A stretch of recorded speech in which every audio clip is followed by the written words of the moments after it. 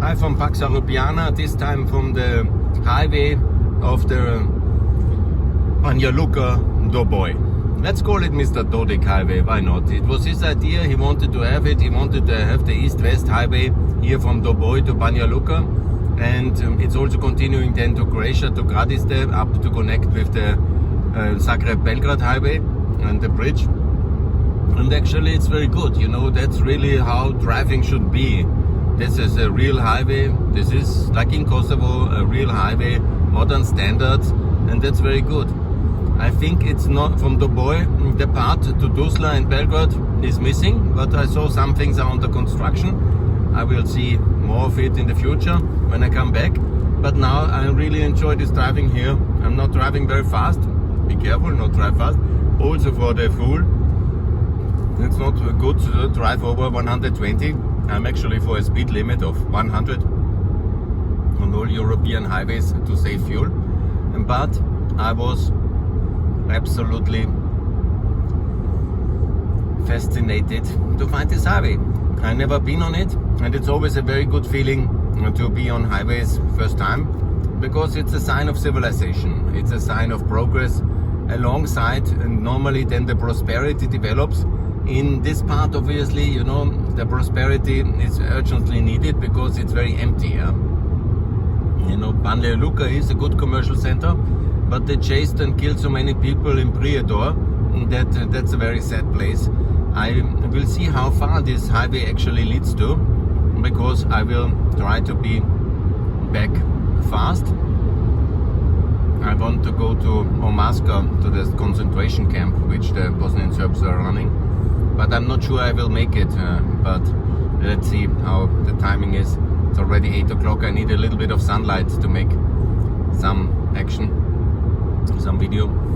Let's see for that, yeah. But obviously it's 30 years of Omaska, so it's important to go. I will check it out if it's possible, and I will keep you posted on that one. But on infrastructure, this is really very important. You see in Kosovo, almost all infrastructure is now on this level, not everything, but the road to Albania, yes. The road to Skopje, yes. And there will be the road to Gilan, it's under construction. The road to Peja, not so much, but it's progressing slowly. The road to Mitrovica, I've seen it almost completed, yeah, but not open for traffic after Vuštri. That's very good success in that terms. In the south of Serbia, I saw nothing, and there was a big nothing in the south of Serbia, because of course Vučić hates, you know, the moment he sees a mosque, he stops all public investments, it seems to me. But whatever, maybe he will improve and do something, and the EU should support the infrastructure in the south of Serbia, because south of Usice, Požega was very empty, and also the area towards because what is developed, to my best knowledge, I have to go there again, that's around Belgrade and this triangle with Kragujevac, Kraljevo, Valjevo, but west of Valjevo, because I should have gone to Valjevo actually, and that's the place, and that would have been very good and very logical. But in that part, towards the Drin River, so again the Drin River Valley was extremely poor, underdeveloped, yeah, nothing, a big zero. I mean, nice place, nice land, nice people, yes, everything nice, yeah. But north of Usice and west of Valjevo, a big poverty hole in Serbia. I'm really, everything which is this border to Bosnia, they keep it with some military assets. Here, of course, big flags. I miss the Bosnian flag, Mr. Dodik. This is not Serbia. Here something is really wrong. You know, despite the success of this highway, which I think is the European standard in 2022 to have highways, but still it's a big achievement. I congratulate everybody involved. But the highway is good. But outside you see a big empty, because they have stolen this land from the owners, much of it, and it's of course a very sad story. When you go by bus, you see more of the houses, and they are all like ruins here.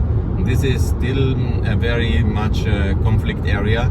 Not that the conflict is there, but from the past conflict dominated, because the owners were chased away, the property was stolen, but nobody new came, and it's very sparsely populated area here. and there's only the highway to Banja Luka, which is their centralistic kind of headquarter, but they're doing about nothing for the region, because ultimately these people are very egocentric, centralistic socialists, yeah, even when they say they are for liberal, but forget it. They are, for them, they are egocenters and narcissists, and what they want is money from themselves and power. Power is the way to money, and so they basically control everything, and they are not really interested in farming subsidies, only if they can steal it. But that's how it works. So they want big project to be done, but small and medium development, of course no. Regional development, of course no. So they want some prestige object like Antrittsgrad, one of the most bizarre projects I saw in the Balkans up to now. And then in between they want, of course, access to Belgrade. That's for them the capital, and they want to whatever, have their girlfriend in Belgrade and spend money on her, or in London, these kind of things, and the rest they really couldn't care less. Yeah? And so in between, that's for them some kind of flyover, drive-through country.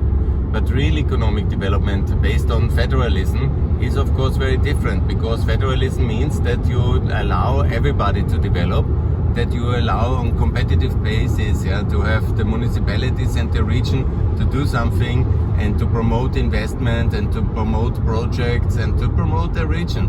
Because you want to mobilize basically all resources of a nation, in a sense, for the economic development for themselves. Yeah? And you need then, for that, you need to have federalism. That means competing regional and municipal areas with power and with responsibility and budget. They are then competing and controlling each other. They are competing for investments, for projects, for public funding. They try to make the best for their region. But if you give only the center power, like Banja Luka, very good example, then the rest is basically just periphery.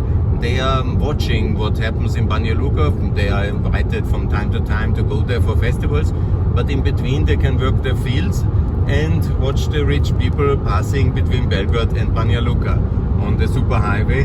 And they themselves can watch the cows or the goats and work the land. Yeah?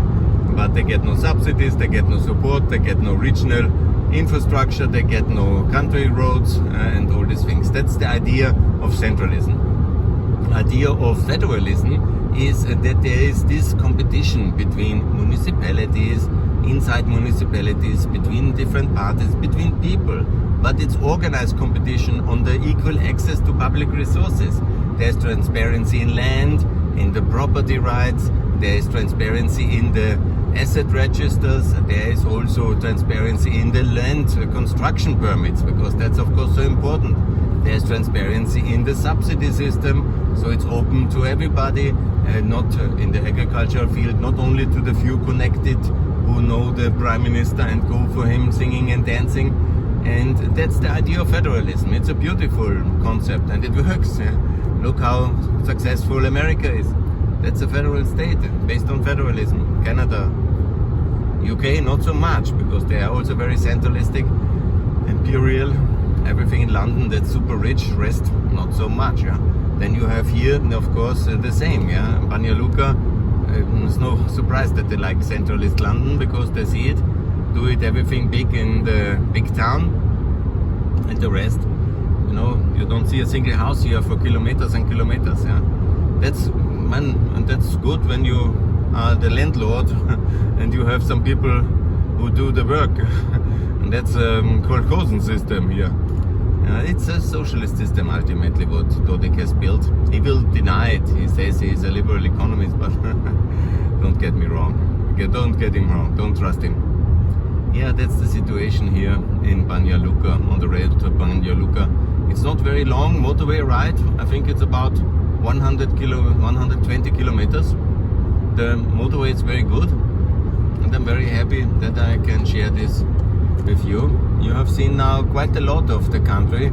I have been in the south of Serbia. That's very close to, as far as you can go. Novi Pazar is already very close to the border with Kosovo and with Montenegro. It was part of Montenegro historically. The people were very connected. Some people on my Twitter feed made jokes when I promoted Novi Pazar would recognize Kosovo. That Novi Pazar should be part of Kosovo, but I'm not saying that. I'm very much in favor of Novi Pazar staying in European Sanjak, a region of European Serbia inside Federal Europe. But just they have to fulfill the conditions which are necessary for that.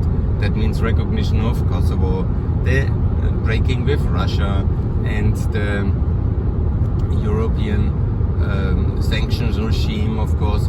It's very sunny here. Yeah? I don't like it that much to drive against the West. I'm for the West, and here they have some, it's not a sun protection, but a noise protection. Maybe there is somebody living here. I don't know why they did it. That's very good. So that's very advanced. There is really, but there is no houses. Only this, typical ruins. You did see it. It is the typical ruins I was talking about. Yeah, it's a sad story, but it's true. But Banja Luka is nice. I will show you Banja Luka. I was there in December. You might remember there was a Twitter storm on that one, on my feed, and it was very interesting. I promised to come back again. Now I'm coming. I hope they like me and don't beat me up. I really hate to be beaten up. I was once beaten up when I was 19, and that was it. So I don't want to repeat that. But normally they are nice, yeah. I drink a rakia with everybody, and I simply don't tell that I'm in Banja Luka until I'm gone. That's the idea. But obviously it's not so easy. From time to time they follow my Twitter feed. Yeah, tweeting I won't do from Banja Luka. That I think is for security reason. I'm not so important, yeah. Don't worry about me. But I'm just very important for myself. But it's still painful to be beaten up. And they killed the guy, it's not like they are, so justice for, I forgot the name now actually, justice for, I have to come back, there was a monument, because the father of the son, which was killed 2 years ago, he was basically, because they're very bored, the youngsters there, and then when you do a wrong move in one of the pubs, and then they killed one guy in the winter. And the winter is very lonely because they start to fight for girls or for politics or for business, that I don't know. And then they simply put him off, yeah. And then it's always like this, that one guy is connected with his father with the politics, and then they do as if nothing happened. And so that's always the case in this kind of closed societies, because Banja Luka ultimately very closed society. Everything is controlled by one party. They have opposition now. It's not exactly only one party, and actually it's 250,000 voters Mr. Dodik has, and he behaves as he will be the king of the Balkans. Goes to Petersburg like big guy from Europe. I mean, he's representing 250,000 voters. Okay, that's also important. Every voter counts, and it's 250,000. Yeah, it's okay. Yeah, it's bigger than Linz, but does it make him to a big player on the global scene, who is dancing with Putin in the Petersburg Forum together with Afghanistan? I mean, that's very questionable. I think even for Putin to mess up things, it does it just to annoy us. He knows, of course, the division lines of Europe in the Balkans, and he knows Serbia very well, and he knows Bosnia very well, better than our politicians, and he really, in a way, he cares, yeah, because these are his the weak underbellies of Europe, and here he can do us pain, and he's ready to do it. I'm talking Putin here now, and of course, yeah, they are now Krnjavor. That's one of the exits. Wow. You see the land still. And Tuzla was really a dynamic center. Here, there are some houses. Very good. I saw some houses. That's good. That's a Stanari, but it's, when you see, it's very good to see. I don't know if you can see, but it's always these ruins. Many of the houses here in Republika Srpska, the entity which I want to dissolve, is then empty ruins. You can see it, I think you can see it. And here, the other side, I'm not talking nonsense, you know, it's empty, empty, empty. This is the situation here. And the sun is setting, I think. On Masca, I will be in the dark. Anyhow, what to do? It's very impressive. Banja Luka is waiting and it's coming closer. And of course, on a highway, you have the kilometers are going fast. Yeah, that's a big advantage. Yeah, and obviously, that's something very, very good. Yeah. So I'm heading onwards. I see if the highway is going to Briedor already. I have no idea. They killed most of the people, by the way. Briedor was very mixed city, and they chased 10,000 of people away because they wanted to create their Krajina. Their Krajina is very important for them. That's basically the idea of this state-led. Krajina is a bit confusing because when you're deeper in Balkan politics, you have as well the Krajina in Croatia. That's also always the same word, 55 kilometers more. Krajina means borderland, basically. Ukraine means also borderland, everything. Krajina, Krajina means country, Krajina means the borderland. And it was exactly also what we called it, the Grenzbauern, the armed military frontier. It was a militarized frontier of the Austrian Empire to the Ottoman Empire. They needed people who want to live there. They gave them land. Christians who left the Ottoman Empire, they got settlement rights and citizenship and the duty to protect and to fight against the Ottoman Empire, because the Ottoman Empire was having also this kind of militia like Mr. Milosevic and Mladic, this kind of uncontrolled archons. Yeah? They were called in German Karutzen, and they were basically this kind of there's many words for that. They were not paid, but they were allowed to make booty, like freebooting, riding, attack, like you would basically booty making riding groups, bandits, ultimately bandits, and they were lawless, but they had some kind of coordination from the Ottoman forces, and they were allowed to harass the people in these borderlands. And so you needed a borderland of warriors, basically farming warriors, and that's what the Serbs knew very well, farming and fighting. And then the farmers and fighters, they were basically getting land there, and they had also fought the Ottomans, I guess, and then they wanted anyhow to leave, or they were already on a search warrant from the Turks, and then they were giving these settlement rights in this area. And that is especially because Bosnia, you see this is Bosnia, and then it was getting flatter here, and this was the land which was contested between the Ottoman Empire. Often the borders were a bit fluid, yeah, in a way. It was the vacuum pressure points between the empires, and then the one sent in these horse riders, and the other sent in these settled farming fighters, fighting farmers. Yeah. And this was exactly what the Krajina was in Croatia. That's basically in the southern Krajina, if you want to know, if you want to call it like this. I think it's not the accurate term, but that's the where in Croatia this statelet has a Krajina, and this Krajina was then in 95 it was reconquered by the Croatian forces and the Operation Storm. And then there was this exodus, which was an ordered exodus of the Serb population there.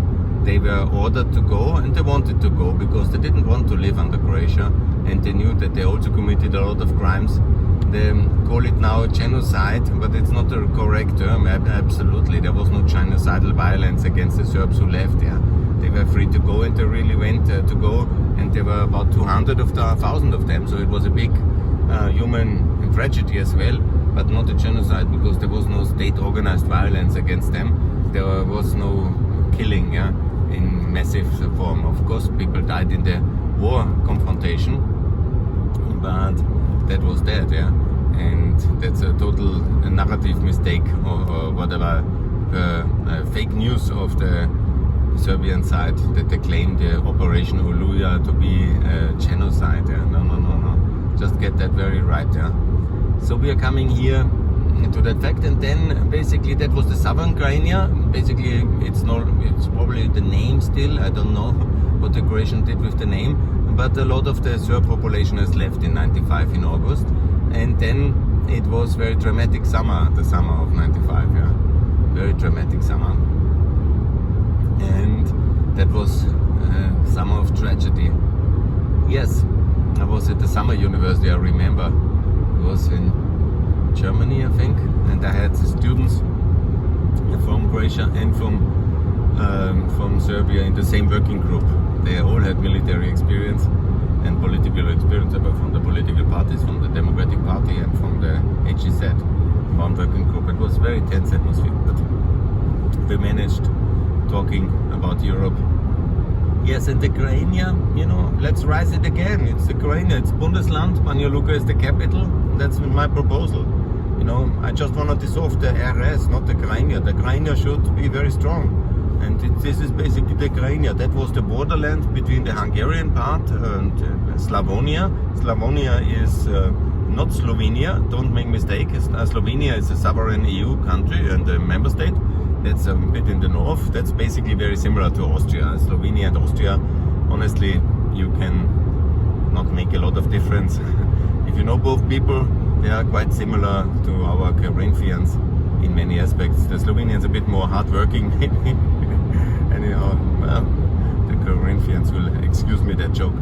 And the situation is Slovenia and Croatia, Slavonia is it's a region of Croatia. It was obviously the kingdom.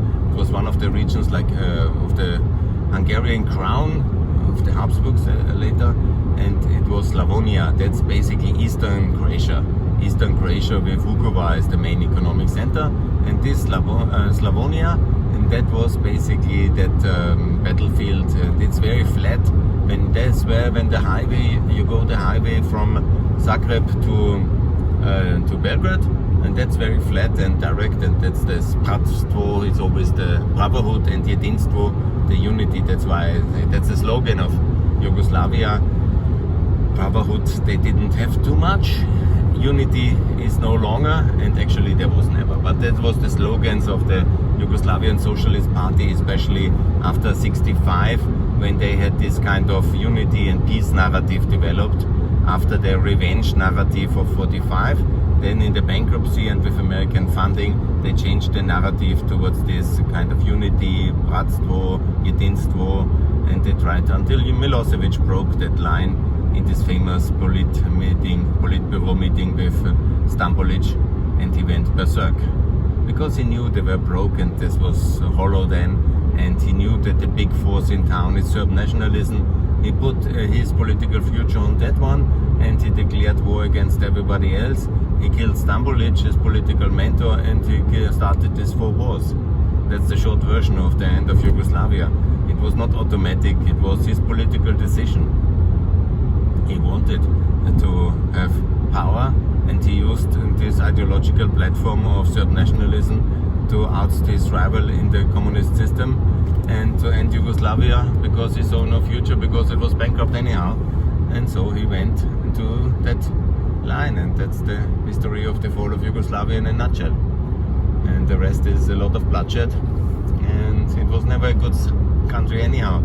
Never worked. It was never a working democracy. In the beginning it was chaos and lack of alternative and a lot of hopes, but nothing. And then from 28 on was basically a royal dictatorship, and it was the killing of Radic in the parliament, very dramatic moment.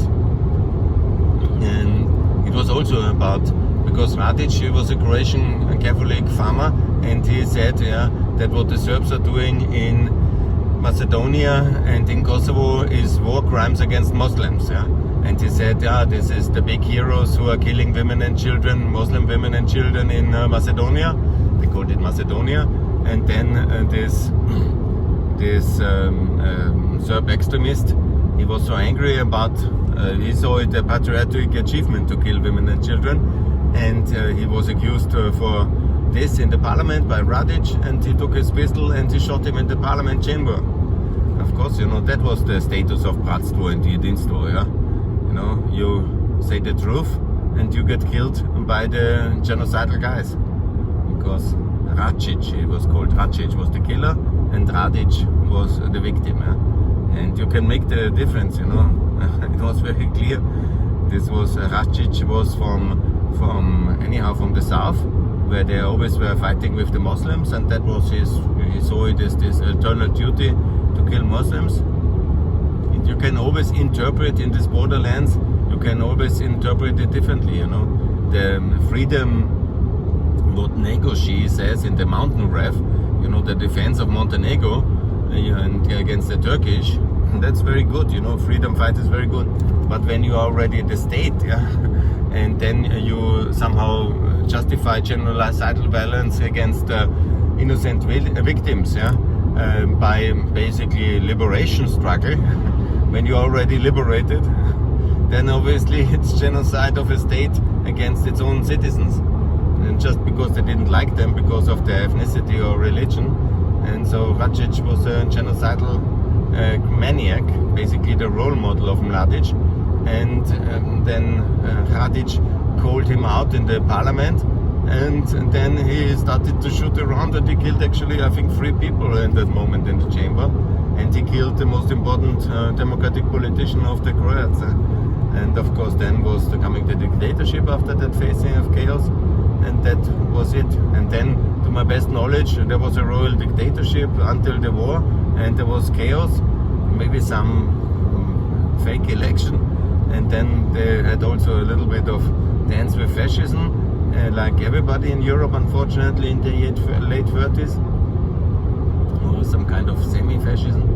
And then it collapsed into the war, and the Nazis took over, and then came the struggle between the partisans and the royal forces for supremacy in the resistance.